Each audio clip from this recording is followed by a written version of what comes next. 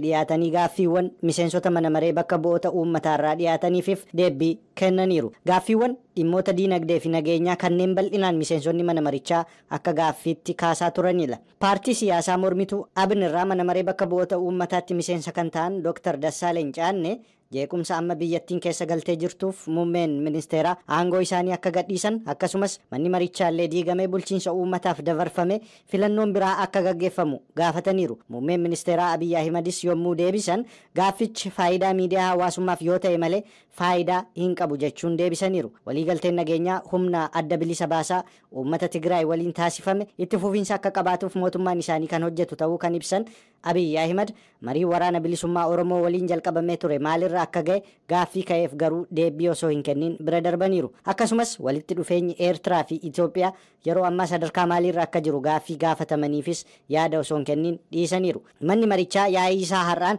baajata bara 2016 birrii biiliyoona 801.65 isaaf dhiyaates raggaasiseera. Manni maree Federeeshinii Itoophiyaa biyyattiitti bulchiinsi naannoo haaraan jechuunis bulchiinsi naannoo 12ffaan akka hundeeffamu raggaasiseera. Boordiin filannoo Itoophiyaa tibba darbee Walaayittaa dabalatee godinoota 6 fi aanaalee addaa 5 keessatti filannoon hiree murteeffannaa geggeeffame sagalee caalaa waan argamsiiseef naannoo kibbaarraa addaan bahanii bulchiinsa naannoo ofii akka hundeeffatan an isaan dandeessisu jechuudhaan beeksisuunsaa yaadatama. Dabalata qabna.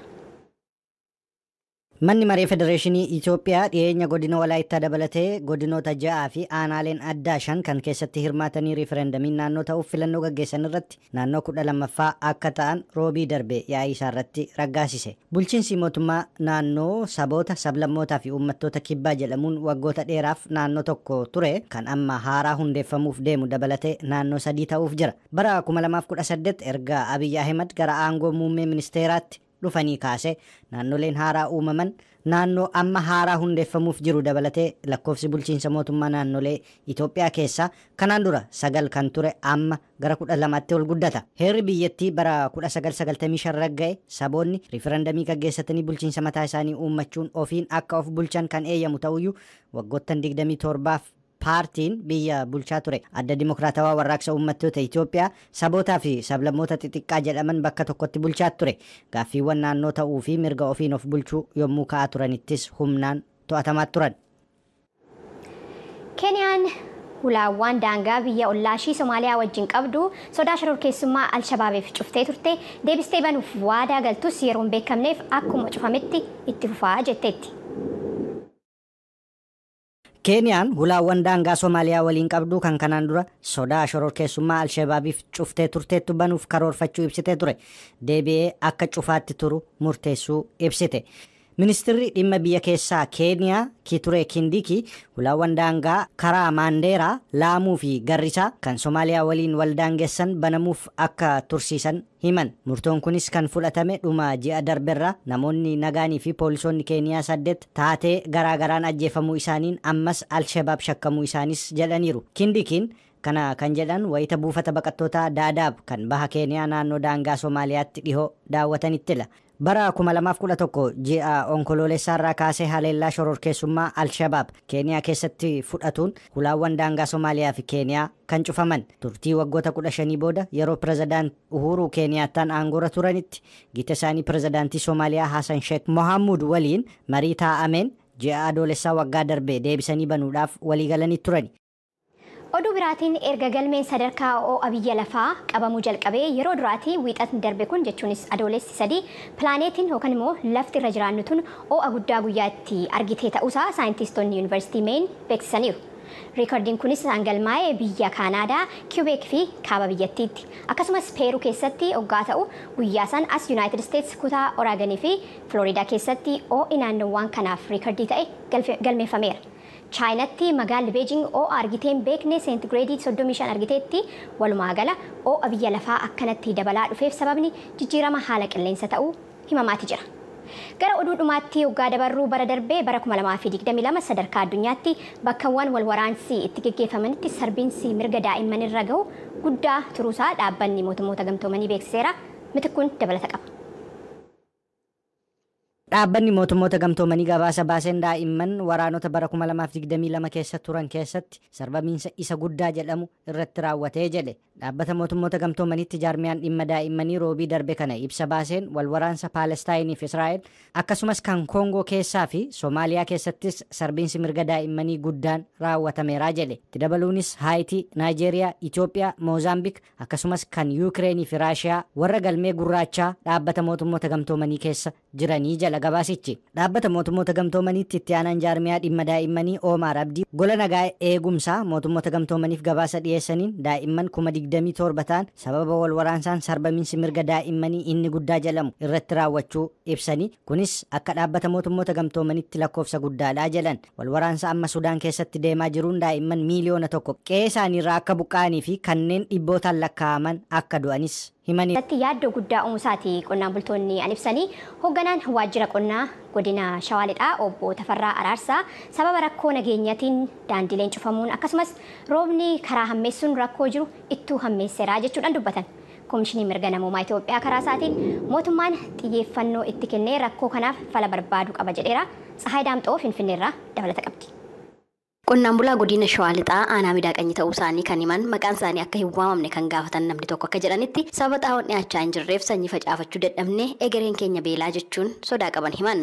Xaa'oon haaraa hanqinni baay'een itti dabalaa jira ta'u immoo daalli tokko naannoo 11,700 gurraachi waan akkasitti deemaa jiru. Isayyuu immoo akka garee gareetti ganda tokkorraa nama ja'a bitaan buuti nama ja'atu akka garee gareetti argachaa jira. Xaa'oon turma hin jiru nuun jedhu gara naggaadeetti dabaltu ta'een beenu naggaadonni immoo mata tokko 11,700 waan akkasitti naggaadee irraa wadda malee naannoo 11,000 jedhu malee jira. Silaa mootummaan birrii meeqaan sinii kenna ture? Mootummaan hanga naannoo birrii 3 waan akka jedhu 3 guutuu malee. Jiraataa godina Buunnoo Beddellee aanaa Cawwaaqaa ta'uu isaanii kan himan qonnaan bulaan tokko sababa rakkoo nageenyaaf jechuun xaa'oon waldaalee bu'uuraatti raabsamee ganda gandatti qonnaan bulaaf kennamaa ture amma kennamaa hin jiru. Haa ta'u malee daldaaltonni qarshii gurguddaadhaan ganda ganda keessatti gurgurachaa jiru jechuun qaamni dhimmi ilaallatu akka furmaata kennu jechuun gaafataniiru. Haaluma wal fakkaatuun qonnaan bultoonni godina Shawaa Kaabaa fi Wallagga Bahaa yaada wal fakkaatu kaasuun yoo yeroodhaan xaa'oon kun to'atamee qonnaan bulaa bira hin geenye egereen uummatichaa beelaaf saaxilamaadha jechuun yaaddoo qaban eeraniiru. Jiraataa aanaa Liban ta'uu isaanii kan himan maqaan koo hin waamamin nageenya kofan sodaadhaa kan jedhan xaa'oon dhiyeessiinsaa hanqina qaba jedhamus hojjettoonni waldaalee bu'uuraa fi daldaaltonni wal ta'uudhaan qarshii dachaa 2-3 gurgurachaa jiru jechuun himani. Sanyii facaasuu isaaniitti garbuun qamadii akka ga'etti lafti garagalee masiin jennee teenya akkasuma daalee hojii gamtaatti gaafatamtoonni shira waan ta'e xaxaniitu akka nagaadeetti gurguraa jiru. Warri daldaltootaa kun heeyyama qabu moo seera qabeessa raajaa irra kamti daldalu? Seera maal qabu warruma kunoo gaafatamtoota waldaalee hojii gamtaatti walxaxaniitu achi waalkaan fidanii buusanii achi mana dhuunfaa dhuunfaatti galchanii achi gurguran. Qonnaan bultoonni kan komatan xaa'oon yeroon dhufee sadarkaa aanaatti raabsamu rakkoo nageenyaa fi daandiin mijataa ta'uu hafuun akka xaa'oon gandoota qonnaan bulaa bira hin geenyetu ibsamaa jechuudhaan eeranii haa ta'u malee raabsa xaa'oo irratti rakkoo mul'achaa jiru rakkoo nageenyaa deeffachuudhaan hojjettoonni waldaalee bu'uuraa fi daldaaltonni wal ta'uun qarshii dachaan xaa'oo qonnaan bulaadhaaf dhufe gurgurachaa jiru jedhanii kan komatan irratti sagaleen Ameerikaa kan dubbise itti gaafatamaa waajjira qonnaa godina Shawaa Lixaa obbo Tarrafaa Araarsaa rakkoon dhiyeessii jira jechuun ibsaniiru. Kan nuti akka rakkootti dhiyeessinu dhiyeessii xaa'ooti kan yaa waldaarraa isin qulqulleessanii yeroodhaan qotta harka qotee bulaan ga'u irratti karoora keenyaa wal bukkee qabnee olaallu xaa'oon nuun qaqqabne bal'aansaa ganaa. Kallattiidhaan raabsa callaa guddistuu kan ilaallatu ejensiin babal'ina waldaalee hojii gamtaa rakkoo naamusaa hojjettoota isaa irratti hawaasni kaase kan quba hin qabne ta'uu eeruudhaan fuulduratti qoratee itti gaafatamummaa kan mirkaneessu ta'uu itti gaafatamaa waajjirichaa obbo Maammoo Raggaasaa sagalee Ameerikaaf himaniiru. Namoota karaa adda addaatiin goyyomsuudhaan maallaqaan xaa'oo qonnaan bulaarraa fuudhee iddoo biraatti daldaalu arga yoo ta'e kana qabsaa'ee uummanni daddafamee nu beeksisanii immoo qaama nageenyaa wajjin taanee to'achiisuu akka dandeenyu uummanni kanarratti beekee nu bilbiluu qaba caasaa keenyatti odeeffannoo isaa kennuu danda'u jiraata. Hattuu yeroo tokko karaa adda addaatiin gochuu dandeessu waan ta'eef kanallee xiyyeeffatee sirriitti odeeffannoo nuu kenninaan qaama nageenyaa wajjin hin dafnee mari'annee kallattii qabsiisuu dandeenya waan ta'eef kanarratti uummanni keenya nu deeggaruu qonnaan bulaan keenya nu dhaabachuu qabaa jedha. Komii qonnaan bultoonni kaasan kanaaf ejensii babal'ina waldaalee hojii gamtaa Oromiyaarraa biiroo qonnaa Oromiyaa fi ministeera qonnaarraa deebii argachuudhaaf carraaqqiin taasisne har'aaf hin milkoofne. Garuu koomishiniin mirga namummaa Itoophiyaa komiin kun qonnaan bultoota godinaalee garaagaraarraa qaqqabuu eeruun dhimmichi furmaata hatattamaa barbaadaa jechuun ibsee jira. Obbo Badhaasaa Lammeessaa koomishinii mirga namummaa Itoophiyaatti itti gaafatamaa waajjira Damee Jimmaati. Oromiyaa keessatti yeroon kun yeroo qonnaa ijoodha. Yeroo kanatti namni hin qotanne taanaan yeroo kanatti namni facaafanne taanaan rakkoo guddaadhaaf saaxilama jechuudha. Kanaaf wajjin dhiyeessii xaa'oo wajjin wal qabatee komiin adda addaa Kaaturee odeeffannoonis karaa bilbilaatiin yeroo adda addaa dhugaa qabaa tureera. Odeeffannoon kun jedhutti keessattuu godinoota Shawaa Kaabaa, Shawaa Lixaa akkasumas Wallaggaa godinoota jiran keessatti xaa'oon qonnaan bulaa kan qaqqabnedha kan kaasaa jiranii. Yeroo kana darbe taanaan rakkoo hamaa keessa seennaa waan jedhanii kaasanii jiru jechuudha. Kanaaf nutis akka komishinii mirgoota namoomaatti hiyyummaa sarbiinsi mirga namoomaa miilaan dhufu isa kamiin dhufuyyuu caala waan ta'eef sodaa guddaa nutti uumee jira jechuudha. Yeroodhaan xaa'oon dhiyaachuu dhabuusaa xaa'oo qofa otoo hin taane sanyii filatamaan kan dhiyaatu yeroo kana waan ta'eef inni kunis dhiyaatu dhabuurraan kan ka'e rakkoo guddaa keessa deemuuf akka jiranidha. Kan isaan iyyannullee kan hubannoo keessa galchine qaamota adda addaa tursiisuuf yaallurree xaa'oon dhiyaataa jira waan jedhamudha deebiin nu kennamaa jiru. Haa ta'uuti baatii waxabajii dhumaa fi dukana adoolessa keessa yoo dhufu baate qofamaa qaqqaba jennee aanna. Dhimma dhiyeessii xaa'oo irratti paarlaamaa biyyattii irratti har'a kan gaafataman muummee ministeera Itoophiyaa Abiyyi Ahimad dhiyeessiin xaa'oo kan kanaan duraarraa fooyya'aadha jechuudhaan ibsanii jiru.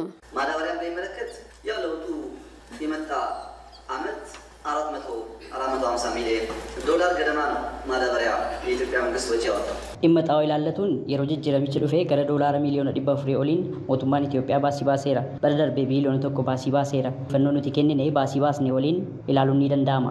Geejjibsiisnee gara biyyaatti galchuudhaan dachaa 3 dabalee jira. Bara kana kuntaala miliyoona 12.9 erga bitneen booda kuntaala 800 naannoo Tigraayiif dabalee binneerra. Kan bara darbee jiru waliin walitti hidhaamee kuntaala miliyoona 15.9 bitamee jira. Miliyoonni 9 ol ammoo galee jira. Kanaafis galaa jira. Godinaalee hedduutti yeroon facaasaa gosa midhaan garaagaraa raawwachuudhaaf guyyoota muraasatu hafa kan jiran qonnaan bultoonni sababa xaa'oon hin jirreef yeroon darbaa jira.